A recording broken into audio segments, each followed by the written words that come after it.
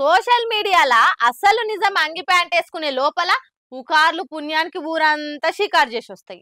సెలబ్రిటీలు సినిమా యాక్టర్లు జీవితంలో ఎన్నిసార్లు ప్రేమల పడతారో ఎన్నిసార్లు పెళ్లిళ్ళు చేసుకుంటారో తెలియదు కానీ సోషల్ మీడియాలో మాత్రం వాళ్ళకి నెలకో పెళ్లి చేసి నెత్తిలా ఫేక్ అక్షింతలు వేస్తుంటారు.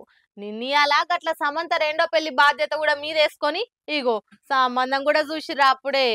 షూటింగులు మీటింగులు మేకప్ ప్యాకప్ ఈవెంట్లు డేట్లు అనుకుంటా రిలాక్స్ అయ్యే రికాం లేకుండా సెలబ్రిటీలు ఆళ్ళ పనులు వాళ్ళుంటే వాళ్ళకి నెలకో పెళ్లి చేసుడు కాలు చేతులు కట్టి కాంట్రవర్సీలలో నూకేసుడు ఇగో ఇసంటి అంటే కొన్ని సైట్లకు మస్తు ఇంట్రెస్ట్. అగో అటనే లేటెస్ట్ గా సమంత మళ్ళా పెళ్లి కూతురు కాబోతుంది అనుకుంటా లగ్గం పత్రిక ఒక్కటి రాయకుండా బగ్గా వార్తలు వైరల్ చేస్తున్నారు. ఫ్యామిలీ మ్యాన్ సిటాడెల్ అసొంటి సిరీసులు తీసిన డైరెక్టర్ రాజ్ నిడిమోర్ తోని ఆమె డేటింగ్లు ఉందని టాకు. ఈ సిరీసులో సమంత కూడా యాక్టింగ్ చేసింది కాబట్టి ఆ పరిచయంతోనే లవ్ పుట్టింది కావచ్చు అని లాజికల్ గుంజుతున్నారు కొందరు. అయితే ఉత్తప్పుడు ముచ్చట పెద్దగా వైరల్ కాకపోతుండే గానీ మొన్న 8 తారీఖు నాడు సమంత మాజీ ఇంటి ఆయన నాగ చైతన్యకు శోభితకు పూల్ పనులు అయ్యి ఆ ఫోటోలు సోషల్ మీడియాలో మస్తు వైరల్ అయినాయి కదా. మరి ఆయన తువాయన చూసుకున్నాడు, మరి సమంత సంగతి ఏంది అని హ్యాష్ ట్యాగులు పెట్టి నెటిజన్లు ఆ ముచ్చట్ని నెత్తి మీద వేసుకొని మొత్తానికి ఆ డైరెక్టర్ తోనే రిలేషన్ ఉందని రికామ్ లేకుండా పోటీల మీద పోస్టులు వేయబట్టిరిగా. మరి సోషల్ మీడియాలో వచ్చింది కాబట్టి సీరియస్ తీసుకోవాలన్నా నిజంగా అయ్యేదా పోయేదా అని కొందరు కొట్టి పారేస్తుంటే అప్పటి నాగ చైతన్య సమంత కూడా లవ్వులు ఉన్నారు, జల్దీనే లగ్గం చేసుకుంటారని ఇదే సోషల్ మీడియాలో వచ్చింది. అంటే ఇంకా నిజంగానే పెళ్లి చేసుకున్నారు. మళ్ళీ కొన్ని వద్దులకు ఇద్దరికి లేదట ఇరుపుకాయదాలయంగా అని కూడా రాసుకొచ్చిర్రు.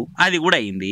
ఆనడమ సేతు శోభిత కలిసి తిరుగుతున్నారు, బయట ఎక్కువగా వస్తున్నారు, చూస్తే ఇద్దరు లగ్గం చేసుకునే తట్టే కొడుతుందని వైరల్ చేశారు. ఆఖరి కాళ్ళ పూల్ పనులై జల్దీనే పెళ్లిపీటలు కూడా ఎక్కువవుతున్నారు. ఇప్పుడు సమంత ముచ్చట్లు కూడా సోషల్ మీడియాలో వైరల్ అవుతున్నట్టే ఆయనతో డైరెక్టర్ తో వెనక తిరిగి చూడకుండా ఏడడుగులు వేస్తుంది కావచ్చు అని కొందరు నెటిజన్ల మాట.